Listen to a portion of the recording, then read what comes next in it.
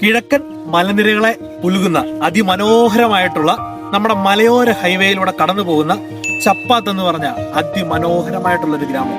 ചുറ്റിനും തേയിലത്തോട്ടങ്ങൾ, ഏലത്തോട്ടങ്ങൾ, അതുപോലെ തന്നെ നമ്മുടെ ചപ്പാത്തിലെ പാലം, മനോഹരമായിട്ടുള്ളൊരു അമ്പലം, പള്ളി തുടങ്ങി നിരവധിയായിട്ടുള്ള തൊഴിലാളി സമൂഹങ്ങളും അതുപോലെ തന്നെ നാട്ടുകാരും എല്ലാം ഒത്തൊരുമിച്ച് ജീവിക്കുന്ന ചപ്പാത്ത് നമുക്കിന്നൊന്ന് കാണാം.